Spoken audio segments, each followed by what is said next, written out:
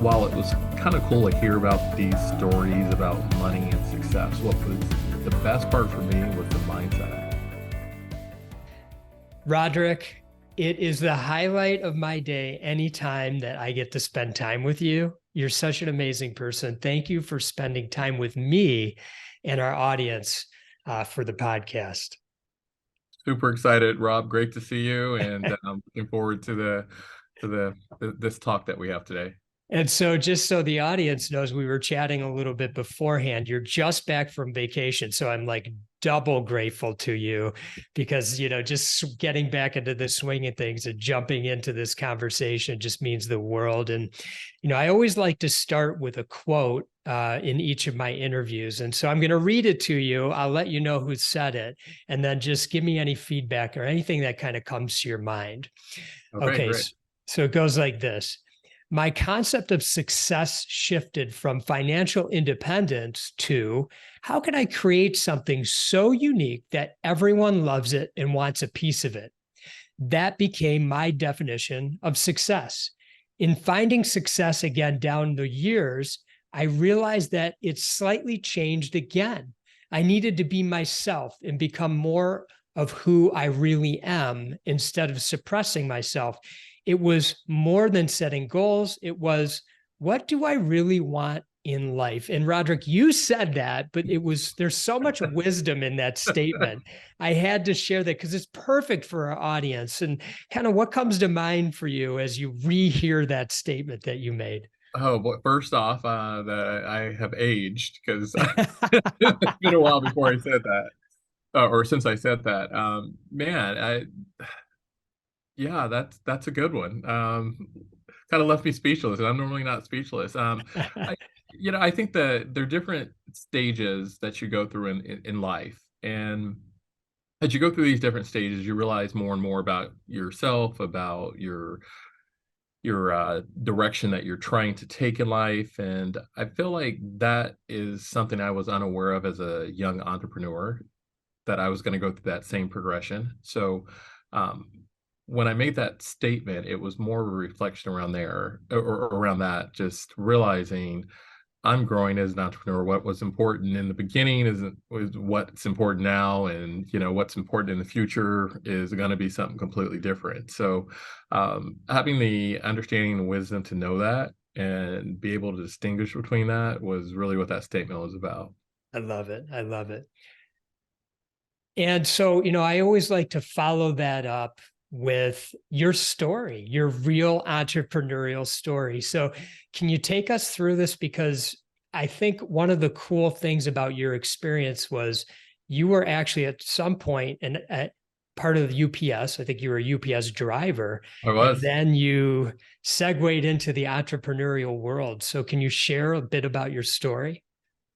Yeah, actually it started way before UPS. I was my first business, sixth grade, I think it was. I had worked the summer to make a lot of money, or what I thought was a lot of money. Sixth grade kid, I think I was 11. Made a couple $100, bought school clothes, and Oh my God. bought a couple of cassettes from the local.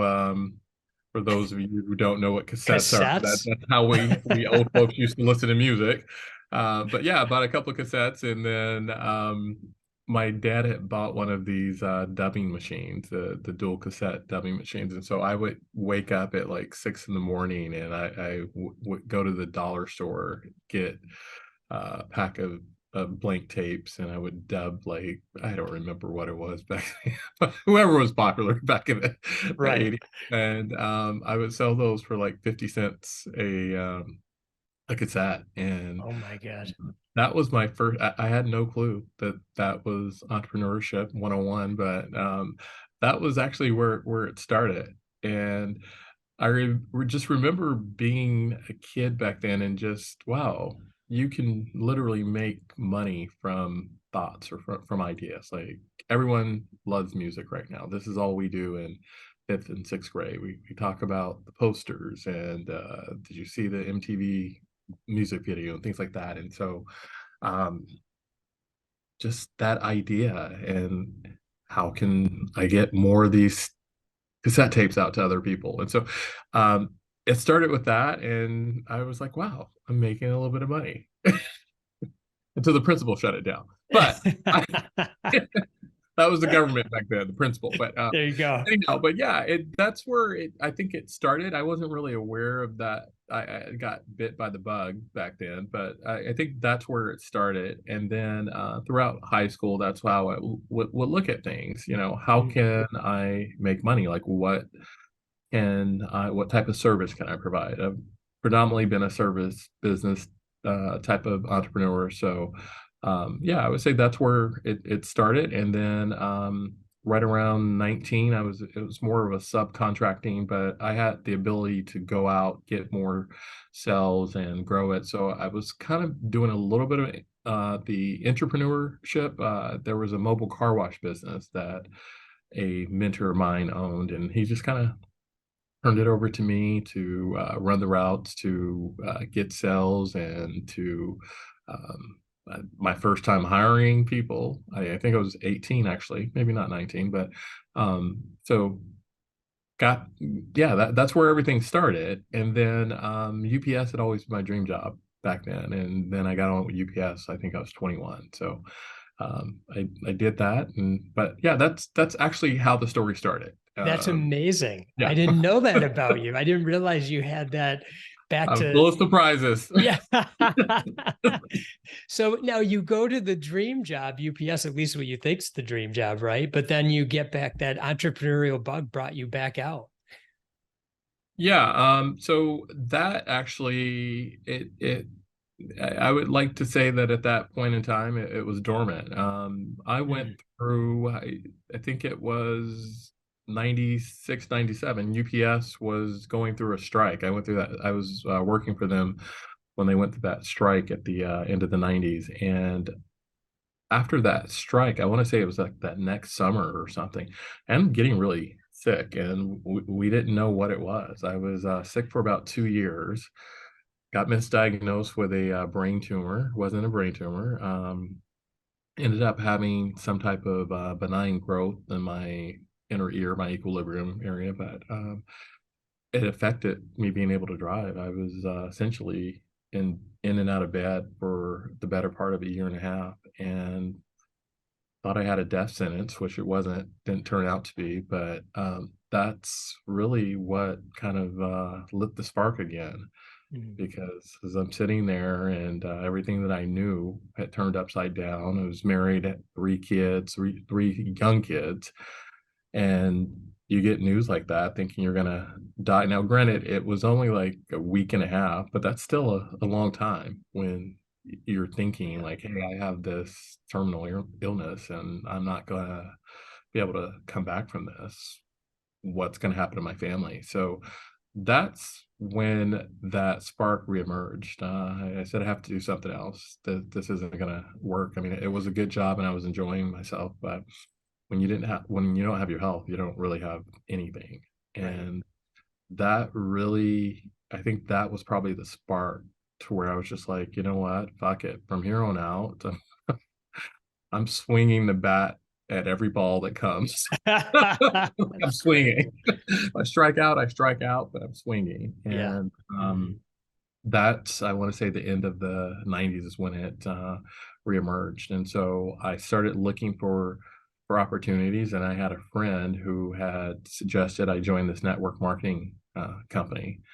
And right around that time, the owner of that company I ended up meeting, successful guy, had made millions in a couple other network marketing businesses, then started his own. And that was my first real opportunity to be around successful people. And while it was kind of cool to hear about these stories about money and success, what was the best part for me was the mindset.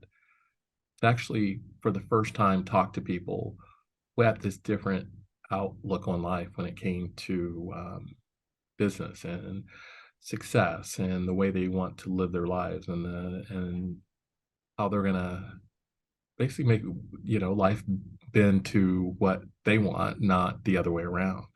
And that was my first time experiencing that. And I was just like, wow, I'm fucking hooked. This is me. This is speaking to me at my core. And so I dove in with that company, and they were really big on education, financial education, reading. I was introduced to a book by the name of Rich Dad Poor Dad, Robert Kiyosaki, which I'm sure a lot of the audience probably knows about. And that was my Bible for probably, gosh, 3, 4 years, everything that Robert put out. I actually even went, another story, you probably don't know Rob. I went and staffed for Robert Kiyosaki a couple of times as well. Just hopped in my car, drove 16 hours to to SoCal to LA. And back then, Rich Dad would have these big events, and they would need people to help staff. And I was just wanting to be around other successful people and just be around and meet Robert Kiyosaki. So I met him back in 2000, and that was kind of a cool experience as well. But yeah, that's where it started, and it was with that business, and I got to have a first row seat to watch how entrepreneurs worked, how they thought, and the importance they put on the not only financial literacy, but the well, I guess I'd call it success literacy, and the Yeah. way you think and the way you're going to attack life. So And then from the network marketing, you segued into an events business. yes, yep. I briefly, as I started to get better, went back to UPS for a little bit, and then from that point, boy, how did that work? Yeah, I was at UPS for a little bit, and then I started with a friend of mine who was actually in that network marketing business. Yeah, that's what. So we had started to talk about building bigger businesses, and instead of being part of a business, because in a network marketing company, while it is a business, you do get to be an entrepreneur. It's still more like an entrepreneur because it's not fully your company, product, services, things like that. So a friend and I, we had put together our little mastermind group. It was our broke mastermind group, is what we called it. Going from broke to being rich. So we promised to meet weekly, and so we were meeting weekly. And one weekend he had a wedding that he had to go to. He worked part time as a DJ, music guy, things like that. And so he said, "Hey, why don't you come with me so we don't miss this week?" And but all we did weekly was get around or sit around and talk about business ideas. That was the goal. And you know, what businesses can we start that don't require a lot of money, that we could, you know, put some sweat equity into it. As I said, most of my businesses, or all my businesses for the most part, have been service businesses. But that was the that was what our plan was. And um I went to this wedding with him, and out of that was born this DJ and wedding event business. So that's, it's like, hey, we have a business here. And it was just to go meet to talk about business ideas. So that's how it started. A couple follow-up questions to that business. So, one of the things we talk about with our entrepreneurs in our academy is, are you a partner person or are you not a partner person? So in this case, you had a partner. Now, as you reflect, are you a partner person or a non-partner person? Absolutely not a partner No, person. Absolutely not. because we No. haven't gotten to your existing business that you're Right. running right now, but that's Yeah. great. So what came to life for you in that experience? Um, I think that the best lesson I took away from that business was being able to work with a team of people. I think that was the biggest learning experience for me. Um, Partnership, I'm not saying it can't work. It just, Of course. it doesn't work for me. Right. Some people have it, some people Some people, don't. right. Partnership is a lot like marriage. It really is. Um, and when I say it doesn't work for me, I think because of just my my nature. I'm kind of a free spirit. I can at times be all over the place. Um, love to take risk, and not everyone's built that way. So when you start talking partnership, And I'm like, oh yeah, there's 50 million things that can go wrong. Let's do this. Let's straight ahead, full speed. That scares the hell out of some people. And if you're in a partnership, you have to know your partner and you have to know yourself. Mhm. You both have to be able to be honest with yourself about, hey, here are my skills, here are my weaknesses, and here are the things that you get to make decisions, or here are the areas where you can make the decisions, and here are the areas where I'm going to make. I don't have the patience for that. I just don't. I, I'm like I may screw it up along the way, but I'll figure it out. Yeah. Uh, but I, I'm going, whether you're coming or not, and Mhm. that's more my style. So I didn't know that about myself when I was younger, but I know that about myself now. I love that. And then, so you go from the event business now into the business I think that you're currently in. Is that correct? Yes, that's correct. Mhm. Yeah. Can you talk a little bit about that segue? Yeah. So currently in it's assisted living slash home healthcare space. That's probably the easiest way to describe it. That's the main business. I also started, I think it was 2018, started like a financial management company too, and it's really mainly managing my own portfolio. Had a couple of friends that we weren't really business partners, but we invested, kind of consulted together, things like that. So that was 2018, I believe. The current business was around 2014, I believe. Mhm. Um, the assisted living home healthcare business. So that business was the kind of the core business that when I started looking at, okay, I want to start to expand more, multiple locations. Um, how do you do that, and how do you successfully do that? And that really made me focus on the franchise prototype mindset. How do successful companies uh, do what they do? You look at Right. McDonald's, you look at people roll their eyes about McDonald's, but it's really incredible what they do. I think it was something like they feed 6 or 7% of the US population every day, something Amazing. insane Yeah. like that. And it's amazing, and that a Big Mac will taste the same whether you're in It's California unreal. or New York. And so looking at that, and then of course leaning back to the days of being a UPS driver.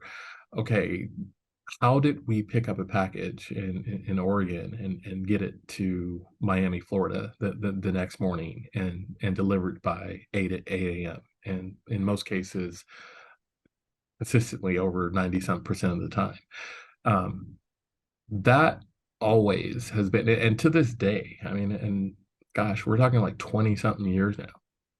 Anytime things have gotten rough, that's what I fall back to. I'm like, okay, if they can fucking do it, if they can figure this out, if they can figure out how to get a letter or Yeah. a box from this place here today to almost anywhere in the world by tomorrow, I can figure out this problem. Yeah. If airplanes can fly, commercial jetliners can fly and crash. I forget what that rating for the number of flights that happen on a daily or weekly basis versus Mhm. the amount of crash.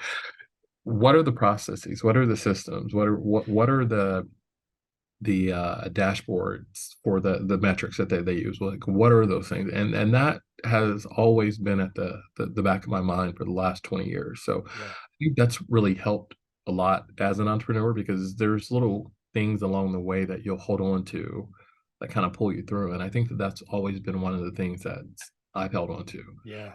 I'm whatever this problem is. And so bringing it back to the home healthcare business, okay, well, when you're talking about quality of care, how do you do that consistently? Well, typically you learn how to do things consistently by making a lot of mistakes. And believe me, we've made a lot of mistakes in every business, but learning that, okay, it really is a lack of a process, it really is a lack of a system, and it really is a lack of training. So figuring out how to do that consistently, and then how do you make all locations operate that way? So Right. that mindset, I think, has really served me, and it serves me, and well, it served me in every business I've been in, but really starting to focus in on that. I think you go through different stages of your life as an entrepreneur. And a lot of the times when you're first starting out, you're just in survival phase. It's just like, okay, what else is going to go wrong today? Like you're shocked when you have like the phone doesn't ring, no one's calling and complaining, no one called in sick, nothing broke. Like you're shocked. Like it's like, what the hell? Like what's wrong? Like, oh, did I not did my cell phone get shut off? Like because you get so used to everything going wrong, but that's a So mindset. funny. That's a phase you go through. It's a Yeah. survival phase, and um, the biggest part of coming out of that, and this is, as I look back, it wasn't that was the phase. It was that's how I was running the business. That's where my Mm, mindset was. So yeah. that's where the business was. You Um, know, you've talked a lot that your businesses have been service businesses. And have you ever thought about, and maybe if you could, share any thoughts that come to mind for you around, are you more of a service business kind of person, say, versus a product business kind of person? This is something we talk about with people who are emerging entrepreneurs, and they're wondering, are they even in the right business for them? um, I would have answered that question differently years ago. What I would say now is I'm an entrepreneur. You put me in a business that's products, I'm going to sell. Uh-huh. Okay. That's And I'm great. going to sell to you. I'm going to sell to your family, and I'm going to sell you put me wherever I land, I'm going to be successful. Mhm. It, that's not from a place of arrogance. It's from the confidence with that statement is is really centered around being an entrepreneur means that you need to learn how to wear a bunch of different hats. And some days it might just be the sales hat. And Yeah. if you're wearing a sales hat, whether you're selling a service or whether you're selling a product, it doesn't matter. Keyword is sell. That Because nothing starts until you have a customer. You can talk strategy, you can talk finance, but I'm I'm from the belief that nothing happens until I have a customer. That's the most important thing. That's the only thing that matters. And so, I think I'm just an entrepreneur first and I love foremost, that. and it doesn't matter whether it's a product or service. Now, I think because of my background and the way I grew up, I think it was the easier path for service. Um, but even with that cassette story, I mean, that's essentially a product. Now, Yeah, granted, the definitely. musician made the tape, but but I was selling a product, You're selling the and product. and I had to learn. I mean, you're buying back then. We're not making a lot of money for the audiences now. Yes, slave labor was real in the U.S. in the 80s because I think I only got like a $3 or $4 a month allowance or something crazy. It wasn't a lot of money. So, Yeah, yeah. So when you're like working, cutting lawns and saving up to make a couple $100 over a summer was a big deal. But yeah, um, going to the dollar store and getting a pack of cassette tapes for like $5, or I mean, five cassette tapes for $1 or something like that, and then you're going home dubbing them, and then you're selling them to people. Okay, now I'm selling products, but then I also learned that these tapes are cheap and they're snapping.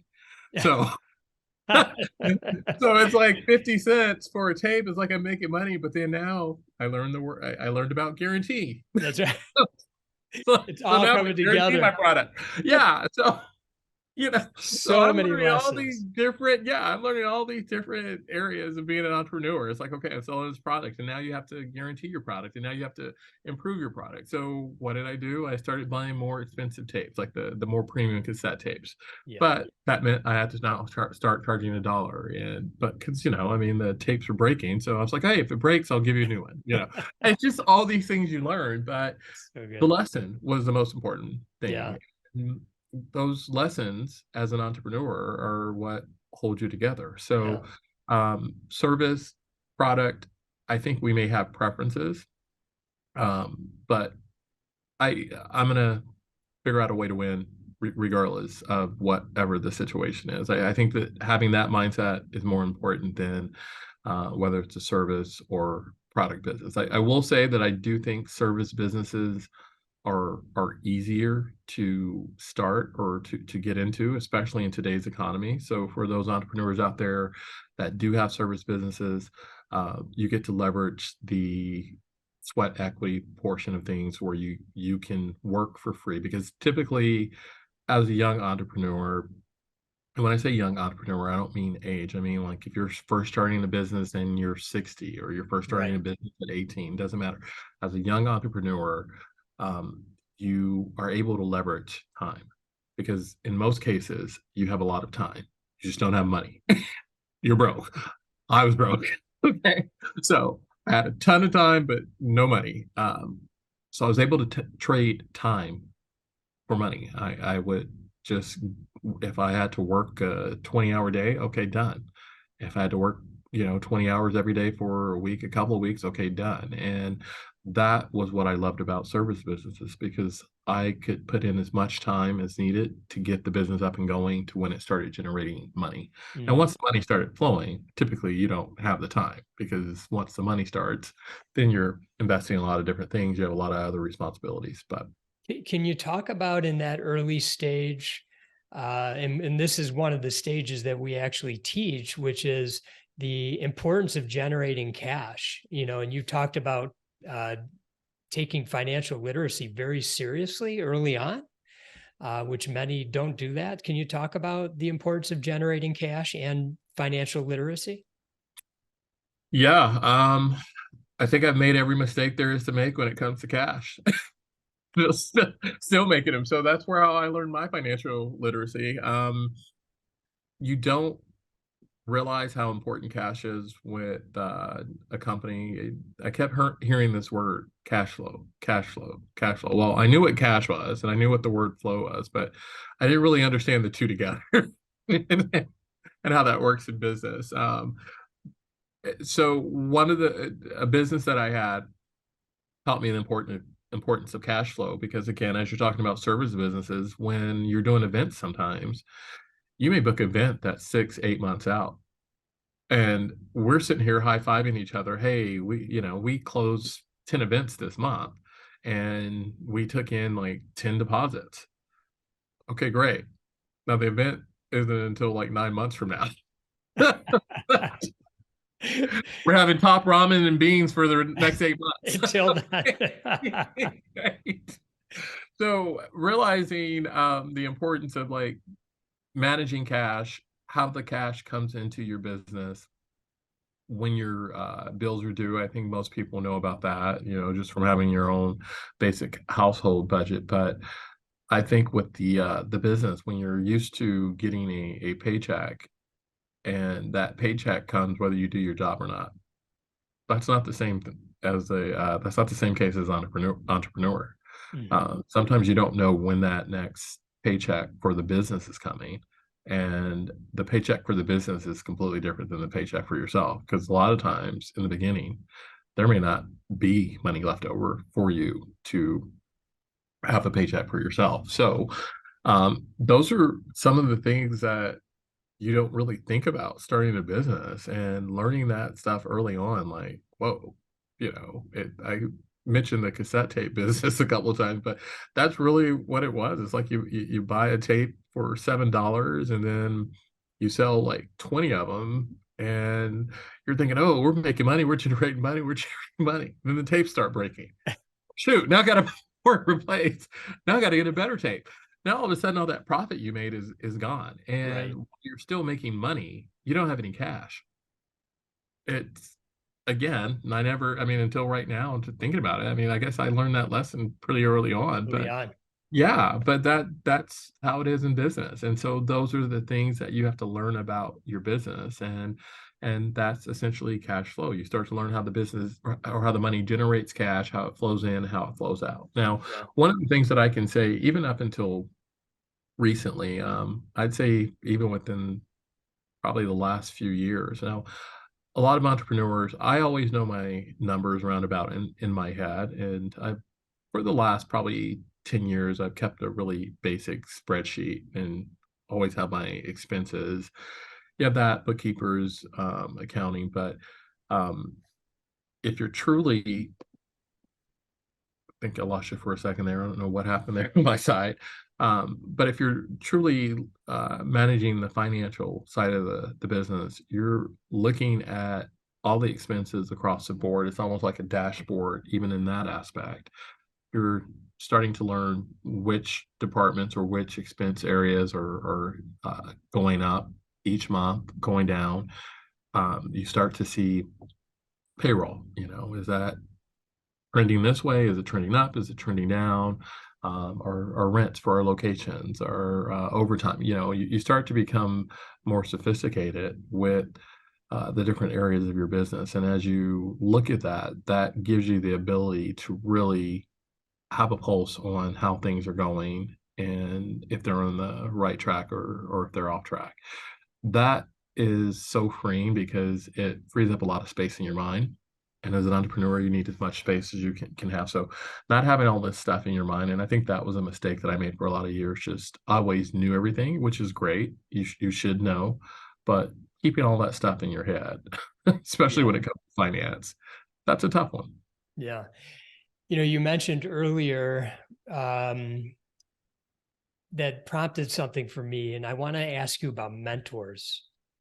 Did you have mentors? Do you have mentors? Are they important for you? Can you talk about that in your life? Um, I I think since probably 18, I'd have to think back before that, but yeah, I think since 18, I've always had mentors.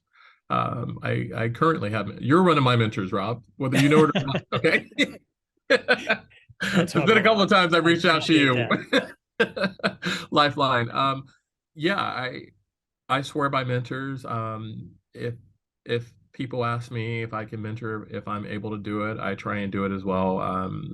I think that a big part of my success has been having those mentors that have been willing to step in, spend time with me, impart knowledge, teach me things I didn't know. One of the things I will say about getting mentored, it's if I could give any advice to any of the entrepreneurs out there, um, approach it with a humble mindset. And when I say a humble mindset, understand that a mentor is typically going to teach and tell you things that you may not necessarily be going through right now. But that's really the value that they can bring to the table for you because there's a lot of things that they've seen and been through, typically a lot of mistakes that they've already made that can help shorten the gap for you. I notice with a lot of entrepreneurs, they don't necessarily want to hear it or this isn't applicable or, oh, yeah, but my business is different. As many times as I've heard that. I said that to one mentor. My mentors tend to be more like me, direct and to the point and tell me to shut my effing mouth. Listen, sit down, shut up and listen. Uh, That's but great. um, but I would strongly recommend making sure that you have that patience and understand that the lessons that your mentor may impart to you, while they may not be applicable to whatever your current crisis going on, they are going to be applicable somewhere. And your whole goal is to glean as much knowledge and wisdom from them as possible. So that has saved my bacon so many times. And another thing that I have also learned over the I would say this has become more apparent to me the last 5 years. The quality of mentors that I have now, I'm not saying that my early mentors weren't good quality or high quality people. They all have been high quality people. The quality of mentors I have now, I think, are a direct reflection on how much I've grown as a mentee. Hmm. So that's something that I want to impart to people as well. That's good. If you're growing, you're going to have more mentors that are going to have a wider array of networks, so a wider array of knowledge in different businesses or resources or areas to help. And I think that comes from doing the work actually that the mentors help you with. If you're getting better, the problems you have are going to be more challenging. And that's a good thing. A lot of people look at that as a bad thing. That's actually a good thing because that means that now, it might have sent you into a tailspin if you had $1,000 problem. What are you doing now if you have $150,000 problem, $1 million problem? How do you solve those? Right. And what type of mentors do you call upon? So You're good. starting the business and, your first year, you're kind of doing this part time. You're still working, and let's say you do 50, maybe $100,000 in sales. Okay, maybe you have a mentor who has a business that does 500,000, 600,000 a year. Not taking anything away from that mentor, but you 10x that business. Now you're doing 1 million a year. You're going to need a different level of expertise from a mentor in that case. And so as you're growing and as you're learning and you're able to glean the lessons from the mistakes that you make and you're able to capitalize on these opportunities, I think that progression opens the door to other mentors as well. So that's been my experience. I'm not sure how the experience for everyone else has been, but that's been my experience. And I highly recommend mentors. I joined a few coaching groups as well, part of a couple of mastermind groups. These mastermind groups, some of them are very expensive, and I just have to sometimes I laugh because I'm like, okay, wow, this is expensive, but the fact that I can afford this says something about where I started and where I am now. And Mhm. so that's all from coaching, that's all from mentoring, and that's all from learning and putting into practice all these different Yeah. things.